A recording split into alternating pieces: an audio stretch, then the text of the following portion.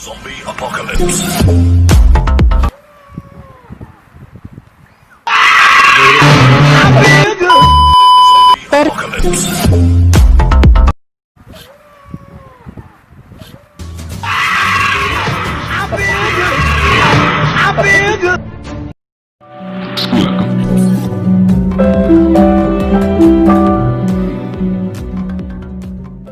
Terus itu dia jeleknya. Tapi berarti kalau kayak begitu manusianya dong, audiensnya dong yang berubah juga dong bro. Karena kan kalau audiensnya memang suka dengan kreator tersebut, harusnya kan kreator tersebut bikin konten yang A terus dia akan tonton. Berarti audiens yang berubah juga dong bro sebenarnya. Sebelum audiens berubah, gue akan share satu lagi. Misalnya lu subscribe kepada 10 kreator. Misalnya Chandra Leo, ada Skinny Indonesia 24, ada gue, ada Grita gitu ya. Ya let's say ada 4 lah. Di tahun 2017-2016, kalau lu subscribe-nya 4 orang itu, maka kalau lu buka youtube.com, nanti kan keluar rekomendasi video. Ya videonya orang-orang itu kan, mostly. Karena subscribe, lu pencet subscribe itu masih matters. Sekarang enggak. Lu mau subscribe siapa, mau peduli-peduli amat, video yang di feed sama YouTube, ditampilkan sama YouTube di youtube.com atau di handphone lu adalah lagi-lagi video yang masyarakat suka. Sekarang lagi ada coronavirus. Ya.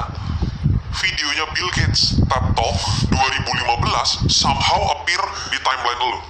Padahal it was from 5 tahun yang lalu. See how YouTube recommends a content now. Kayak gitu. Padahal lu mungkin belum tentu subscribe TED Talk. Betul. Tapi orang bisa masuk. Bahkan lu gak pernah nonton TED Talk. Lu gak pernah nonton TED Talk pun tiba-tiba ada gitu. Jadi kalau ditanya bro, gimana pendapat lu tentang anak-anak yang lagi sekolah nih bro, ditanya cita-citanya mau jadi apa? YouTuber. Terus dia 80-90% jawab YouTuber. Dalam hati kecil lu mau bilang apa sih sebenarnya ke mereka? Gak usah. Karena lu mau ngincer apa?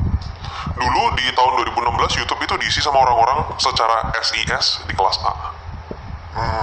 Maka YouTube adalah konten yang menjadi alternatif buat orang-orang yang udah capek nonton TV. Sekarang orang-orang tersebut sudah pindah ke Netflix, bos.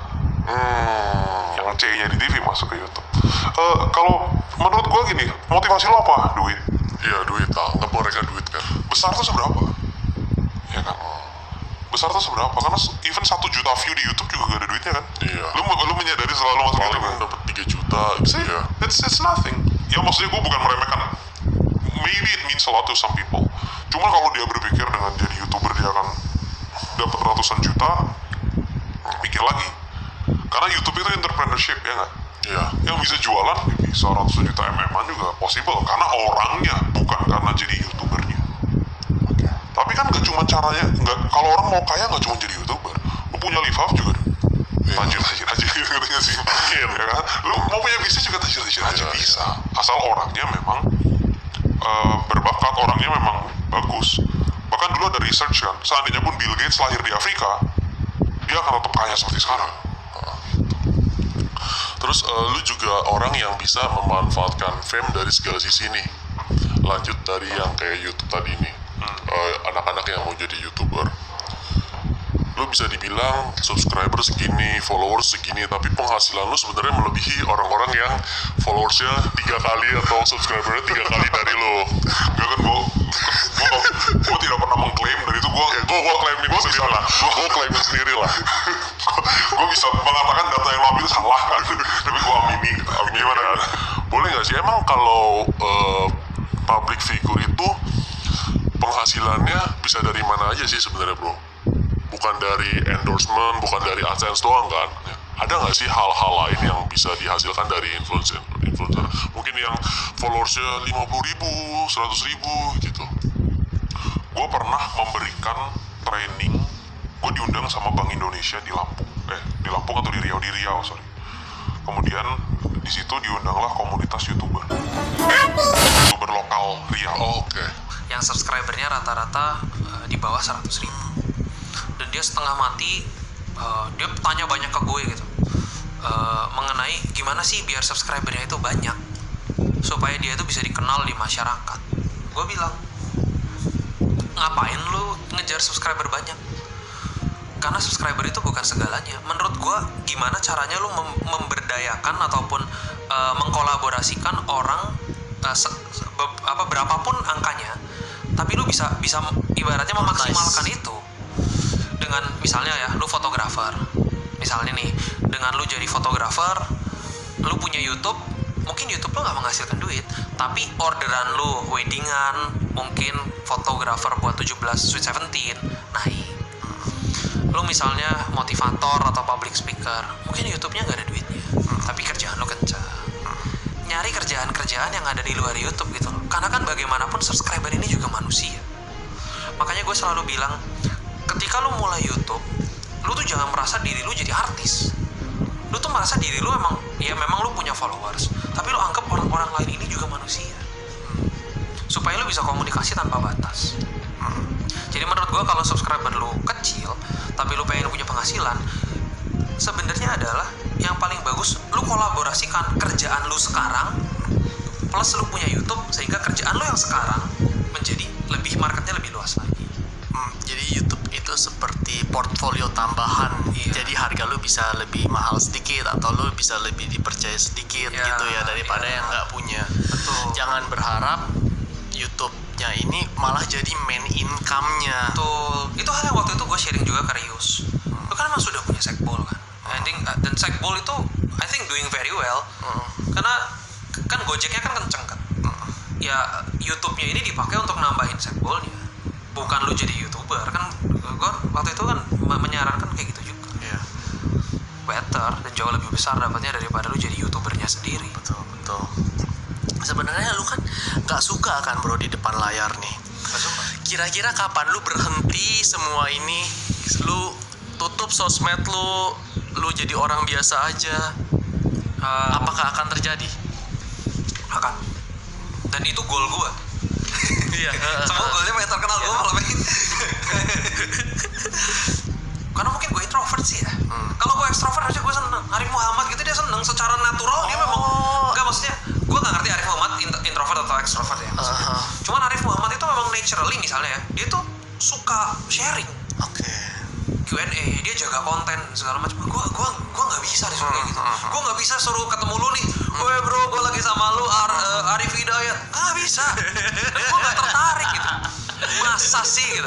Masa sih gue mengelola Instagram pribadi gue aja, gue harus bikin KPI, gue harus bikin SOP.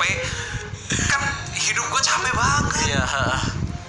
Dan gue nih orang yang ya di rumah gue cuma nonton Netflix udah. Iya. Pengeluaran gue tuh rendah banget gitu. Nah, kira-kira kapan? Kapan? Lu udah ada belum? 2 tahun lagi, 3 tahun lagi? Gue pribadi juga sekarang lagi bergumul dengan diri sendiri. Gue ketika menyampaikan ini di depan siapapun, gue dibego-begoin. Semua orang pengen jadi YouTuber, lu udah punya follower banyak, lu mau keluar gaya. Orang selalu mengukur dari sisi uangnya. Lu tuh bisa manfaatkan followers lu segala macam. Gue pikir ya kalau terus guanya stres dan gue nggak happy, gue sempet berada di momen depresi di mana gue capek banget melakukan ini. Sampai gue bisa berpikir, gue mau bubarin aja lah channel YouTube atau gimana gitu. Cuman sekarang gue lagi mencoba lagi, makanya kan gue mulai rajin upload. Iya, lagi. kenapa? Apa yang membuat lu tadinya depresi, terus lu nggak upload lagi, lu mau berhenti, terus tiba-tiba lu mulai lagi nih sekarang akhir-akhir ini? Ya gue menjalankan aja apa yang sudah ada. Tapi kan sekarang full di manage oleh tim. Konten gue tuh tim yang megang. Sampai yang upload video tuh Bukan lu lagi udah? bukan gue lagi. Yang ngasih judul gue juga nggak tahu video gue apa. Cuma yang penting gue datang syuting, gue dikasih konten, ya udah gue jalankan. Lu sendiri sebenarnya kan punya usaha yaitu PH bro. Ya, nggak ada yang tahu juga. Ya. Gue ngomong ini. Bisa PH lah. Ya, yang apa-apa, PH, yang PH boleh. Yang lain nggak PH. usah. Ya PH lah, salah satunya Ya, PH. okay. Nah, lebih stres mana? Ngurus PH, cari klien, ngurus produksinya, atau ngurusin lu sebagai influencernya, jadi personal brandingnya? Itu lebih capek mana, lebih stres mana? Oh, lebih stresan Kevin jadi influencer. Karena untuk gue bisa sharing sesuatu itu kan gue effort kan. Karena gue di introvert. Kalau PH kan Kevinnya nggak kelihatan. Jadi gue bikin aja udah. Karena kan dari sisi konten gue menguasai ibaratnya. Karena kan gue juga toh bikin konten. dari sisi nyari klien ya gue jualan sih happy aja. Jadi menurut gue menjalankan bisnis jauh lebih mudah dari gue.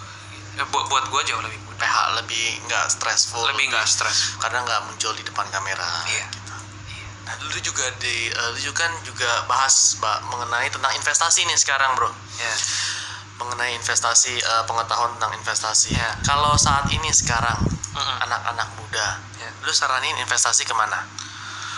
Kalau lu duitnya masih ngepas buat makan dan segala macam, udah lu nabung aja dulu, nggak usah diinvest. Karena kenapa gua ngomong kayak gini, bukan investasi nggak penting, cuman takutnya motivasinya salah. Dipikir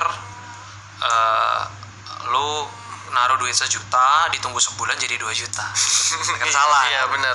Karena kalau cuma naiknya, naruh duit 1 juta naik ke 3%, itu naik 30.000. 30.000. Nanti orang akan patah semangat, akan sedih. Over expectation. Ya, too much expectation juga nggak bagus. Jadi udah, ya Ditabung aja. Ditabung Ya, aja. ditabung. Atau mungkin buka usaha yang kayak coffee shop kecil-kecilan yang modal kopi keliling apa ya istilahnya, kayak modal 10-15 juta bisa jadi duit. Mungkin itu malah lebih menghasilkan daripada investasi. Di duit segitu. Ya, atau enggak malahan investasi untuk otak lah ya. Ya, lo ikut seminar sekolah kayak, atau apa gitu ya, yang kayak lebih gitu-gitu. berguna. Menurut gua nanti kalau udah duitnya mencukupi dan lumayan berasa untuk naik 3% itu udah lumayan. Nah, itu lo invest, it's okay lah. Nah, bro, ini terakhir, bro. Lu kan besar di Bali, bro. Dan Ya. Bali itu enak banget. Ya. Lebih enak dari Jakarta sebenarnya. Sangat. Untuk tinggal. Tinggal. Untuk cari duit ya lebih enak Jakarta. Ya. Kapan lu pernah kepikiran nggak? Gua mau full pindah ke Bali aja. Terus sekarang gue pindah ke Bali. Ya kan yang lain nggak tahu. Anggapan gua nggak tahu. Anggap sih gua nggak tahu dong. Kalau gua tahu mah yang pertanyaan ini nggak ada yang gua tanyain. Iya. Semua dari tadi, bro. Karena gua udah tahu semua jawabannya. Parah dong. Jadi enggak tuh. Ya. Sekarang gue memang mostly tinggal di Bali. Gue terbang ke Jakarta. Jadi lu udah pindah ke Bali sekarang, Wah, bro. informasi yang baru lu tahu, keren banget. Lanjut. Ya, gue sekarang pindah ke Bali, menjalankan kehidupan gue di sana secara introvert, tinggal di hutan.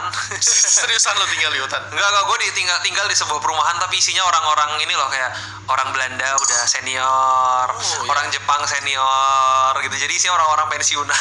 Oh iya? Iya bener, sunyi. Gue duduk di tengah jalan juga nggak ada orang lewat.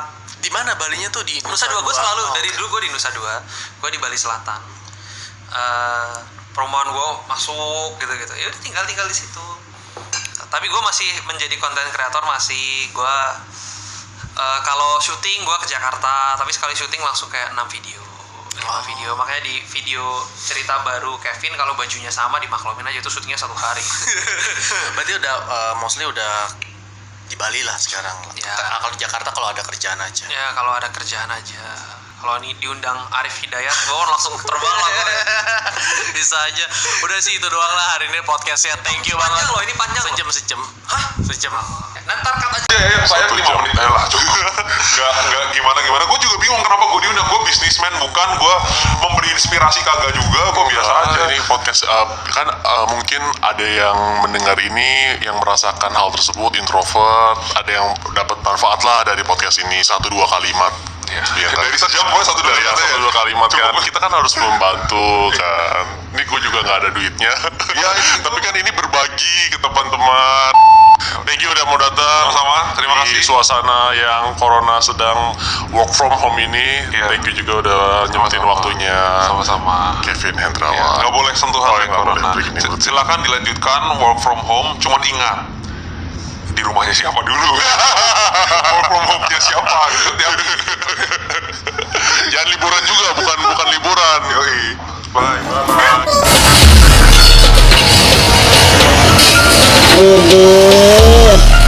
Coklat sama